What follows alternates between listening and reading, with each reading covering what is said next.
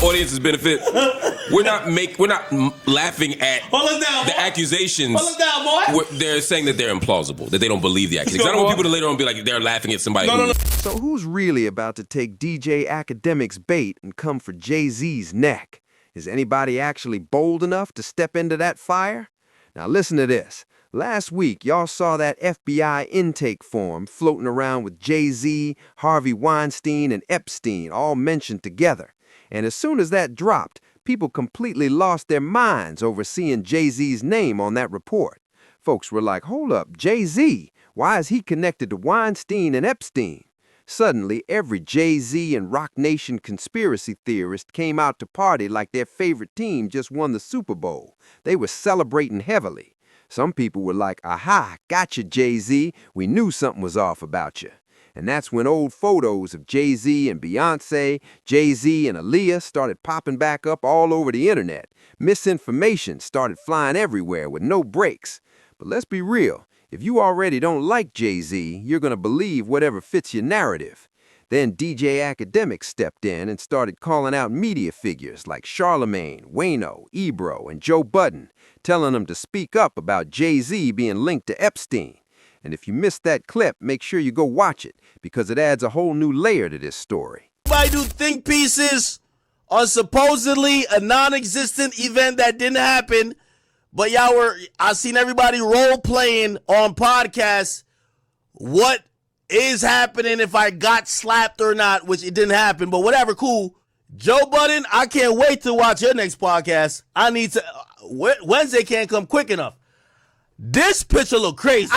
If I watch the next Joe Budden podcast and y'all don't put this picture up and be like, yo, this look like a preteen boy with a grown-ass man and this shit was wrong, I know y'all biased. Wayno, I need you to talk about this one. So far, Wayno is fired back at Akademiks. And Charlemagne? Yeah, he responded too, clapping back at DJ Akademiks. Understand why y'all are so quick to want to tear our own down without doing just a little bit of research. Okay, by the way, I saw way more headlines about Pusha T and Jay-Z than I did Eminem, but that's not surprising because we love tearing our own down. Even though when you're talking hip hop, Eminem is one of us, okay? But I don't even like the headlines I saw of him, all right? Connecting Pusha T, Jay-Z, and Eminem to something like the Epstein files, come on, man. Okay, listen, for everyone who may not know, let me explain to you. Mentions of these artists didn't come from Epstein's personal records. They didn't come from reports supported by law enforcement. Okay, these stories came from a crisis intake report, a public hotline submission, a tip that some random person called in from 2019. They aren't backed by court findings, indictments, confirmed evidence. And if you actually read the stories, they just simply don't make any sense. Okay, what the hell would Jay-Z be doing with Harvey Weinstein and Attorney General William Barr in 1996? That was the year his first album came out. Do you really think Pusha T in 2007 was hanging around Harvey Weinstein and was one of the victim's handlers? In the Eminem story, the woman describes how she weighs 300 pounds. So a video of her would be easy to find. This is her words, not mine. By the way, anyone who actually took the time to read any of these stories would know that. Now, I don't have a problem with people reporting this. I just don't understand how y'all don't report this with proper context. All you outlets know that people don't read past headlines. So if you put Pusha T, Jay-Z, Eminem in the Epstein files, everybody is going to run with it. And I just be having to sit back and think, do we realize how much we are getting played? Okay, whenever the powers that be want to deflect from what they got going on, they will always throw meat to the blacks. Okay, because they know nobody controls the algorithm like black people. All right, why do you think they like you? But that still didn't satisfy Akademiks. He went on to call out Charlemagne for being in Jay-Z's corner and showing clear bias toward him. That's running what I call interference. And I love watching media run interference for powerful men because I always think, damn, what business deal they got coming up? You know, love Charlemagne, idol of mine. Let me remove the word idol because it feels like I idolize. Like, you know, well, idol. It is, right? Like, you know, I look up to Charlemagne. I've always done that. But I don't expect Charlemagne to have a neutral or even have a qualitative conversation about Jay-Z's past and Jay-Z's history in the music industry. Why? Charlemagne was also pretty much caught hand in the cookie jar.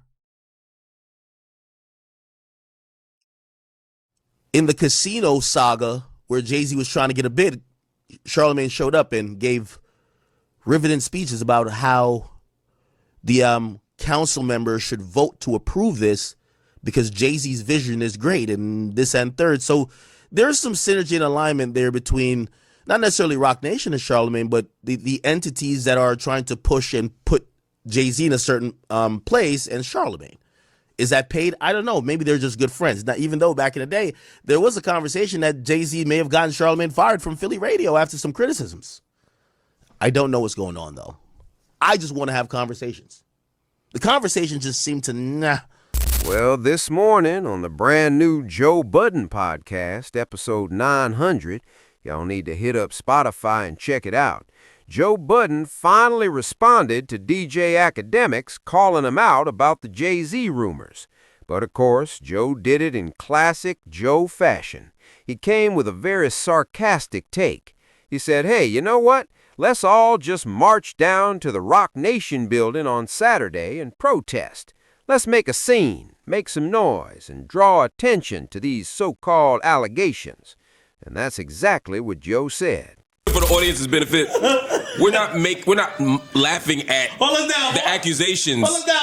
They're saying that they're implausible, that they don't believe the accusations. I don't want people to later on be like they're laughing at somebody who was harmed. I don't want them to twist and misrepresent what y'all. I know, but people misrepresent. You're right. Yeah, it's very important. My apologies. This is why we need you here. The joke. What they're laughing at is the implausibility that at that time in the '90s that Jay-Z would even be at the social status to even have access to those people, and Pusha T even more so. And was it 07 or whatever that he would have access to these social circles? 96, bro. Yeah, it seems implausible. Right? 96 or 06? No, 96 was for Hov. They gave one for him and another, and I think it was 07 for Pusha T. So they were saying two different time periods, both of which seem implausible to a lot of people. It was an anonymous tip, and those papers are filled with it. I don't know what's true. They're gonna say we're caping for Jay-Z. I'm not caping in the same light. Some of the ones against other people who are revered from a different sector of the world, I don't really necessarily. Yeah, I don't know if Noam Chomsky was in the train either. That's what I'm saying. Like, he was feeling it. I don't. My whole thing was, and I just posted it up there on the screen. The same justice.gov that posted these 3 million pages also wrote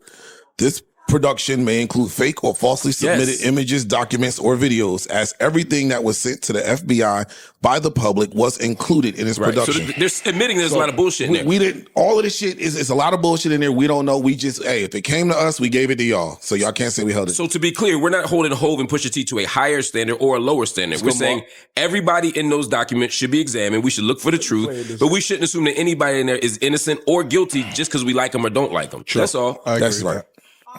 Very, very, very well said. Listen, some of y'all kids out there missed the memo. There's this new trend on the internet where adults are replying to things now. So adults are reading, adults are replying.